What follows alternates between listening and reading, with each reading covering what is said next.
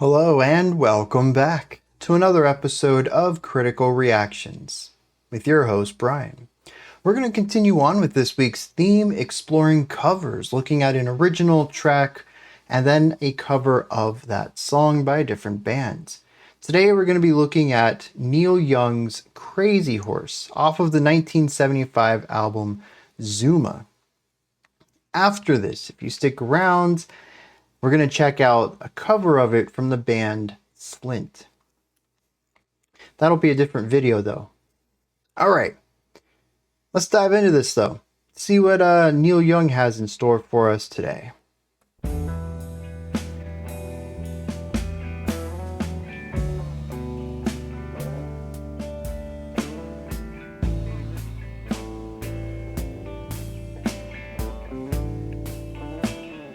Solid 4/4, light drumming, lead guitar, and additional guitar.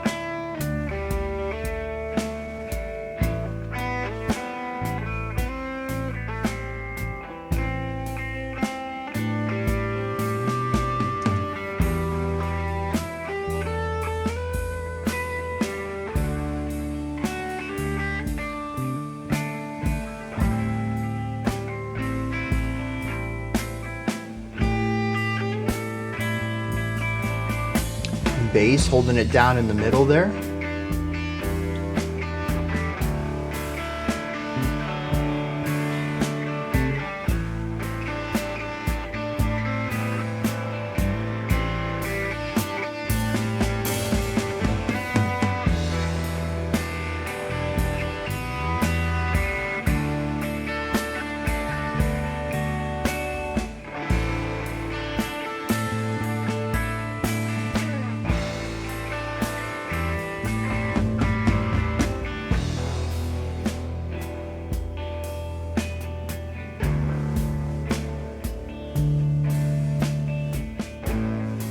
It's very moody. There's a lot of pain in it. I don't know if I'd call it sorrowful, but definitely a negative feeling overall.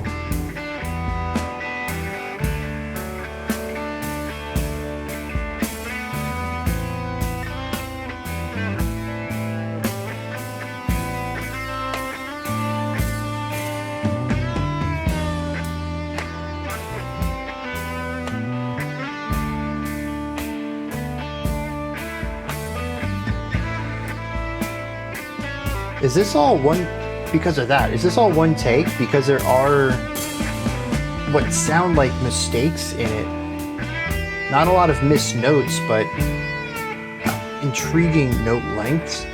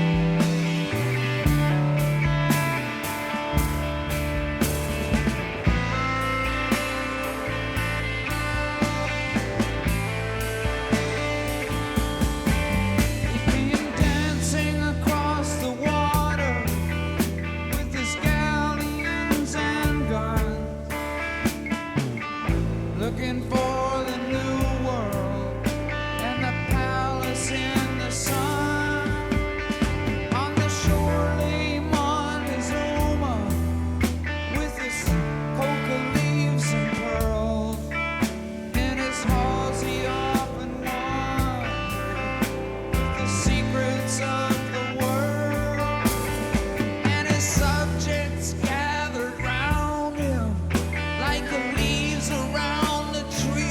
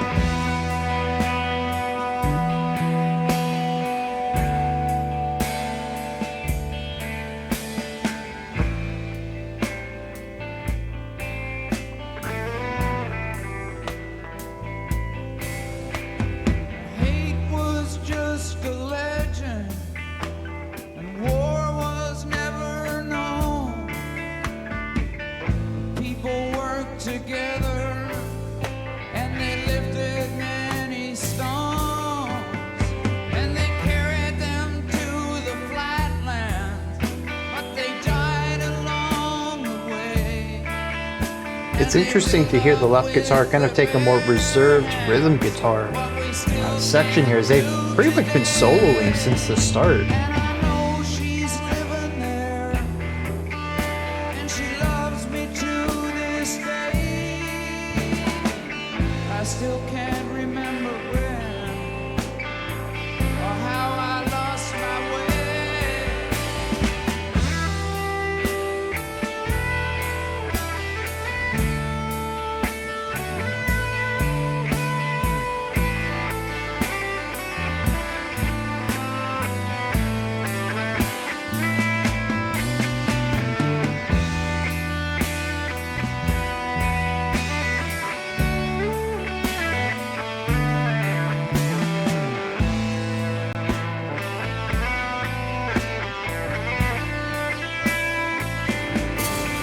We came dancing across the water, Cortez, Cortez, what a killer.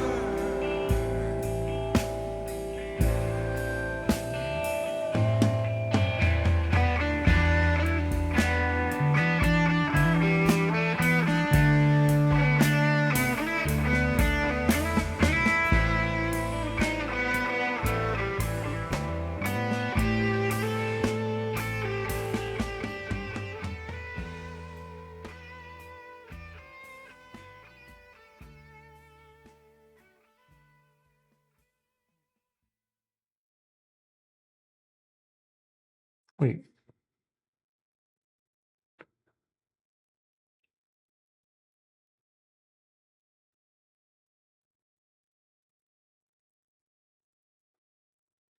All right, I don't know that it makes sense to talk about the ending first here without exploring what the rest of the song did, but I'm not going to be able to focus on anything else. What is this ending?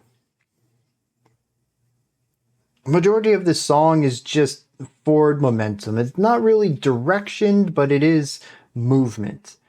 Every step goes to the next idea. And granted, a lot of this is just cyclical. But there really isn't a peak to the song. There's not even a finality. There's definitely a start. But the vocals, we get 3 lines instead of 4. It feels like they're teeing up this 4th line, like it's going to be a revelation of sorts, maybe musically having sort of some melodic finality to it. Maybe lyrically. I wasn't really paying attention to most of the lyrics given all of the guitar work going on. But maybe we were going to have a nice twist or, putting a punctuation at the end of the statement. And we're just filling some time to build some tension to drop that final moment. And then the song just fades out unceremoniously. I don't even think that the fade out implies continuance. Like usually a fade out implies that it just continues to go on. And for a song as cyclical as this, I think that a fade out kind of works, especially if they had faded in as well to showcase that we are just looking at a small part of a much larger work. But it actually stops, like the song proper, when you hear that last note, it stops at the end of a bar. It stops at the end of a musical idea. We're not fading out into infinity. We're just dropping the volume in the last bar. And there's nothing about that guitar lick that feels final. The end of an idea, sure, but the end of a song, the end of an epic? No. This has to be one of the most anticlimactic endings I think I have ever heard on a song. And yes, I know that's hyperbole, but I'm honestly racking my brain for another song that would be like this. And while I have heard tracks in the past that just don't really have a strong ending, I think this really takes the cake for the weirdest non-ending endings that I've ever heard. If anyone can remember another track where I have stated something similar to this and you want to remind me, hey, dude, this other song had a really weird ending too, I'm up for debating if this is the wildest ending I've ever heard. But even if it's not, and that is purely hyperbole, it's still got to be like top 5, top 10 easily. It's just why? Huh? What? I have so many questions about how this ends. It almost feels as if I don't. Maybe I'm showing my age a little bit here. Did anybody ever have a VHS tape, not an official one that you bought from the store, produced and distributed by somebody who makes movies? You know, not like having a Disney VHS or something like that, but you know, you recorded something off a TV and maybe you just didn't make sure you had enough tape for it. Maybe the end got overwritten and it just kind of wraps up at like 95%. You don't really get the clear ending, but you have reached an ending-ish point in the story. You know, the bad guy's been vanquished and now they're getting ready to, you know, finish up the story. You just don't get to see the end. You don't get to see the credits either. It's missing that finale. That's what this feels like. I haven't thought about old VHSs and films that I only ever watched like 90% of because I didn't have the final 10% of. I haven't thought about stuff like that in a long time. This is definitely jogging some old memories of mine, that's for sure. So with that bit out of the way, I'm still quite flabbergasted though. This is such a weird ending. The rest of the song is very straightforward. In fact, it reminds me of folk, like Americana, with a bit of a rock twist. There's definitely a lengthy guitar solo in this, and even in the verses, the guitarist just doesn't really stop noodling around. But during the verses, and honestly throughout the entire song, if you pay attention to the bass and the rhythm guitar and the drums, you're just getting the same thing over and over and over. It's acting as a vehicle for the vocalist to deliver their story, and we do get a lot of that. The vocalist sings multiple minutes worth of lyrics on this track, and it's all within the same framework. You know, we don't even have a chorus in this track. It's just the verse. So from that angle, like I said, reminds me of stuff like Bob Dylan. Music is simple and derived just as a way to provide some emotional coloring and rhythm to a poem. And the poem, the words are really the key elements of that. The twist here, though, is that the guitar is also a key instrument. Not just that it's doing something moving and progressing and telling its own story, but that most of this track isn't the poetry of words, but the poetry of music. This is interesting. I don't think I've heard any modern folk in this vein that has such a focus on instrumental playing. Usually those two are quite opposed. Modern folk, especially Americana, is just not too big on the instruments being anything other than accompaniment for the narrative. There's usually very little in the ways of intros and outros and interlude. There's no solos. You know, it's like 90% you're listening to the vocalist tell a story. Again, Bob Dylan's a great example of this.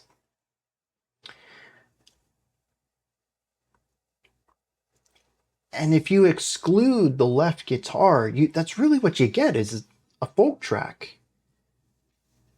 But when you bring that guitar into the equation, it changes everything. we have a 3 minute, something like that. It was pretty close to halfway on the track. Guitar solo. Even once the vocalist came in, as I mentioned, the guitarist doesn't stop noodling around. I'm honestly curious about this entire process. As I asked during the reaction, is this all a single take? There are interesting note choices, not in a way to add spice like you would hear in, for example, a jazz soloist bringing in notes from another key to color a little bit outside the lines, to add a little bit of extra spice into their melody. That's not really what happens here. The 2 or 3 times I heard a note that was outside of the key was blatantly wrong. I don't know if he purposefully landed on these highly dissonant tones that were very disruptive to the music rather than the tasteful way of adding it that classical or jazz composers do, or jazz soloists, I should say.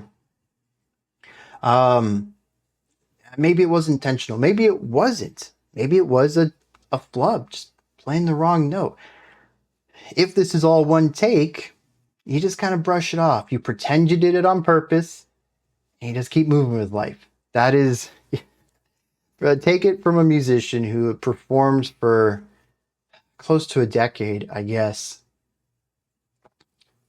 Did some jazz trumpet in that decade. You make mistakes, especially when you're in front of everyone. You're doing a solo, all eyes are on you. You play the wrong note. You do not flinch. You do not call question to it. You don't go, I could have done better. You don't know. You play it off like it was intentional and you keep moving. And that's like music. I'm sure it's performance 101 in general. You make a mistake on a play or something. You just keep moving. You don't bring attention to it. And maybe that's what happened there, though. Just a little flub. Just kept going on. Just moved on. Just whatever. It happened. There's also some really interesting rhythmic devices in there, too. There's a lot of fluid movement in the guitar solo. A lot of long, held-out notes. It's kind of bluesy. Got a bit of like a southern rock thing going on. Long, drawn-out bend. It's not flashy. It's not really even shreddy at times. It's just very emotive, like blues rock style of playing. But then every once in a while, you'll get just a short note. And instead of having like a wow, just nice, long, held out, a little bit of vibrato, a little bit of a bend to it, a bit plink. Like, it doesn't flow right. It feels awkward. It's disruptive. And I think that's really the thing, right? Because you can certainly change rhythms up. You can pick notes from other keys. And these are typically used positively in music. But in this case, I find that a couple of these cases, because they do happen in other ways, of course, too. But a couple of these cases feel a bit disruptive and it makes them feel less intentional. And that's what makes me think it was done in one take. This isn't really a perfect playthrough. This isn't, this is the 70s, 75. I'm sure. In fact, I think there was actually bands who had done this, and I find it to be really impressive, of taking the tape and actually splicing parts of the tape together to get a compound performance. Nowadays we just cut and paste the best take of every couple of bars and call it a day. But, back then a lot of it was these longer takes.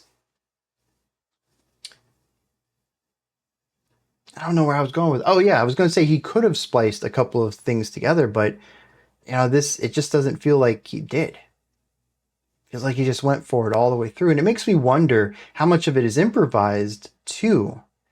Because I'm not going to say that a lot of the ideas here work well with the music it's playing against. There are certainly some sections, particularly I think the first 1.5 to 2 minutes really play well. The two guitars feel like they're bouncing ideas off of each other, even though the one guitar is totally static.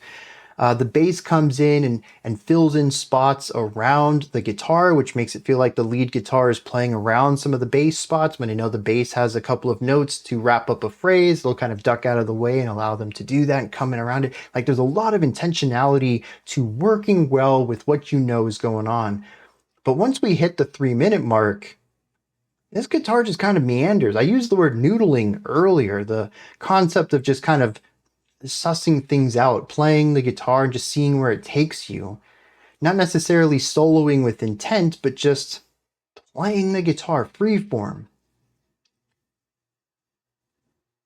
That's the kind of feeling I get from it. And particularly after the first set of vocals quit, we had another guitar solo.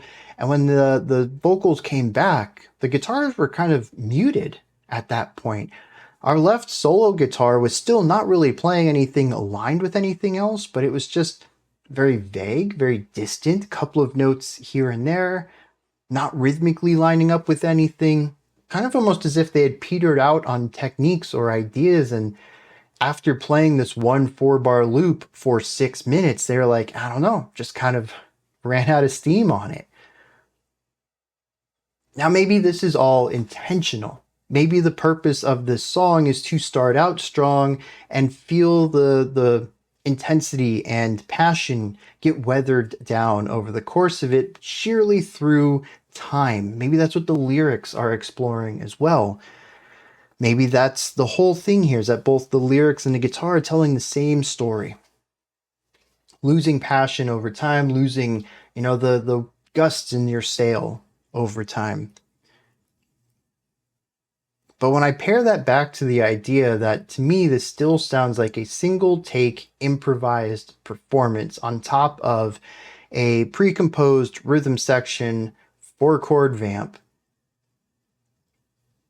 it just, yeah, it feels like someone running out of steam. And then the song unceremoniously ends after that. What I thought was a very strong start kind of peters out in the middle and then completely lacks any oomph or ability to properly wrap the song up by the end. It feels very deflated. And this just adds to, and this is why I said we probably should have talked about the song before we talked about the finale, but it's this entire journey of me being less interested in the melodic storytelling because the melodic storytelling is being less interested in being interesting over the course of this track. And it starts out strong and slowly becomes anticlimactic. Most songs don't start at the peak. You build to the peak, have your denouement, pull off of that and wrap the song up. It's a wild way to craft a track, and it really calls into question for me the intent of this song and the writing process of it. Not to say that I'm calling it into question because I think this is wrong or bad or inappropriate ways of making music. I mean, as with all arts, even though we do have rules, we have music theory, these are more of just observations of how music has been used in the past. It's not, strict rules of how music has to be made. But I'm very curious about this because in a lot of ways, while it does feel more natural to listen to, there is a mainstream palatability to a lot of this. The structure of it ends up feeling very avant-garde to me. And it's a really interesting space where I can't figure out if this is an experimental track or a traditional one, because the space that it sits in the middle is technically that part in the middle of the Venn diagram that encompasses both, but it's also vague. It doesn't feel like either of them at the same time that it feels like both of them. And it's just, the more I think about it, the less I have a framework or a context to understand it. And I don't think it's so much about knowing more about music. I think I just want to know more about the creation process. What was the mindset going into this? What's the intent and goal? What was the purpose of crafting this song? And that's really all there is to it. The music, the lyrical part is fine. It's also a very short riff that fits the 4-bar phrase. There's not a lot of movement going on there. It's delivered well. I don't have any issues with it, but it doesn't draw much attention to itself either. A lot of this song feels like it just is, except that guitar that feels like it gets tired throughout the track and kind of gives up by the end. And to me, that's the story. Without this guitar over here, it's just a fine folk track. And I would not have talked about it for, I don't know, 20 minutes here. This guitar makes it. It turns it into something more. And it does that by, I don't know, by being something that I've never heard before. I'm a bit flabbergasted by this entire song. I thought I knew it, and then I didn't, and then I was confused. And that is a very interesting ride to go on. And I don't think it was intentional. You know, I talk about rug pulls on this channel, about a band leaning into genre tropes, only to flip the script and do something totally different, to lure you into a sense of safety or comfort because they're playing music that you understand, that you've listened to a lot. And then they do something wildly left field, and that's fun, interesting, wild, entertaining. There's a lot of things that go along with that. Some people dislike it too. Rug pulls aren't everyone's favorite thing. But this was a slow burn rug pull. It wasn't an immediate moment that I was like, oh, this is different. It was sort of a growing feeling over time that what I expected this song to be, I mean, it's kind of that, but it really isn't. And the more the song goes on, it ventures further into that realm of this isn't what I expected from the start. And it does that without ever really changing its atmosphere, its core elements. Like I said, you remove this guitar and you just have a straightforward folk track for 7 minutes. It's a wild card, this guitarist over here. And it throws such a big wrench into this song. I don't know. Let me hit some lyrics on this. Maybe that will provide me a teensy little bit more information on it. I'm not thinking I'm going to get this song just from reading the lyrics, though.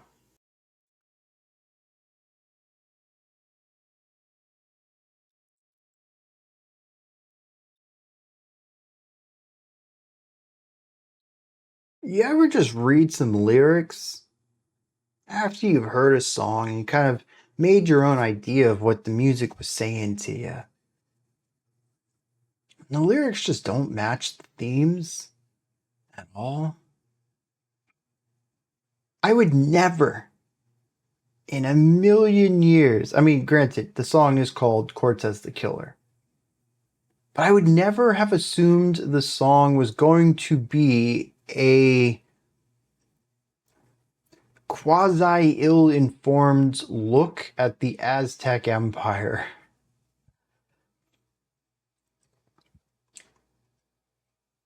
Verse 1 and 2, sorry, the first verse and the final verse represent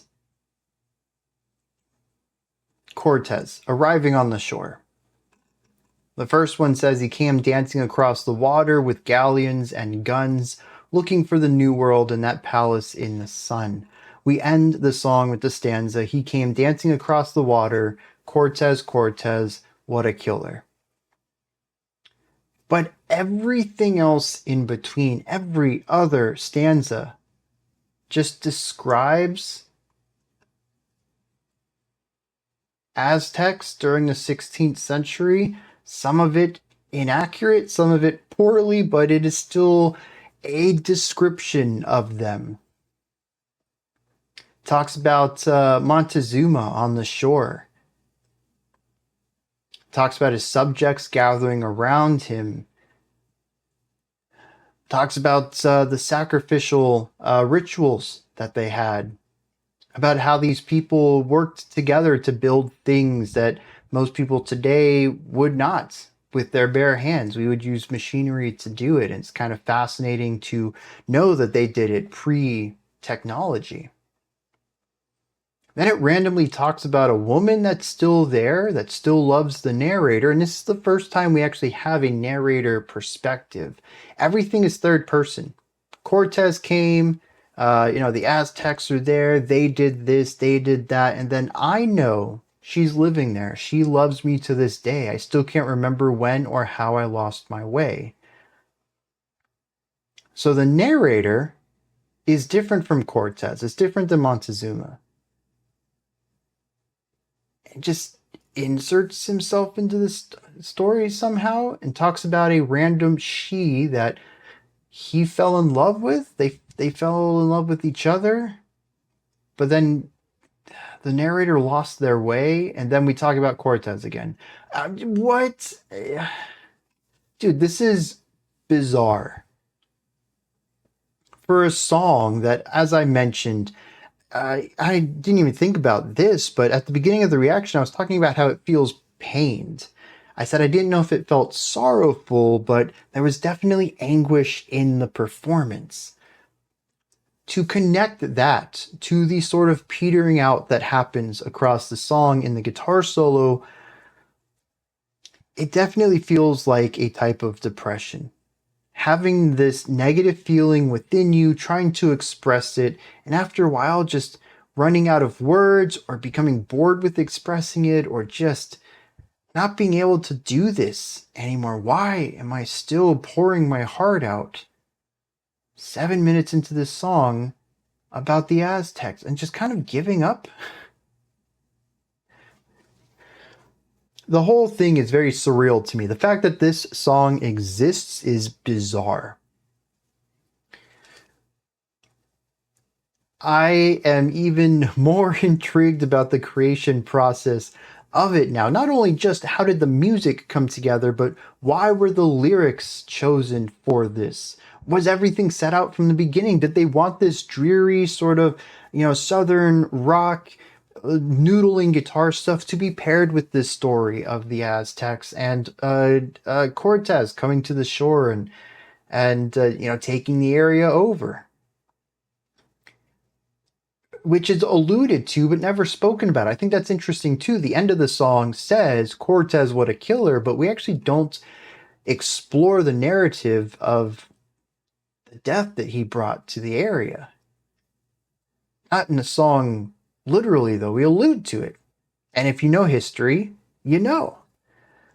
But otherwise, if you have no idea what any of these words mean, you have no, Mexican history knowledge at all, and you're just like, why is Cortez a killer? Like they don't explore that anywhere in this track. It's bewildering, I think.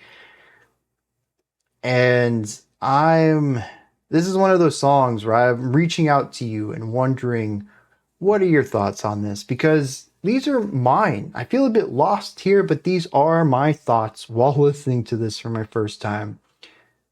What did you think? Is there anything that stood out to you? Anything that you would like to add on to what I said or correct me on? Do you have your own interpretation of this track? If you have any insight at all, please, interviews or your opinion. Yeah, maybe the words mean something to you paired to the music, just something. Help me get this song.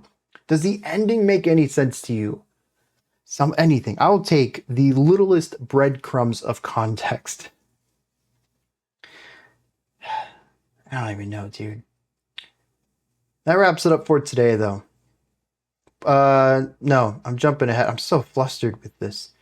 Put those thoughts in the comment section. Above the comment section in the description box is a link to Linktree.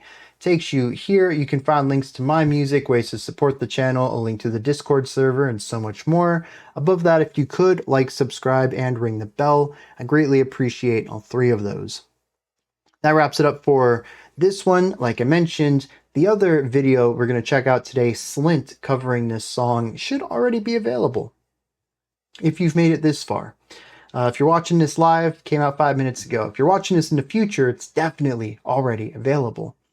I'll be back tomorrow, though, 5 p.m. Eastern Standard Time, 9 p.m. UTC as usual.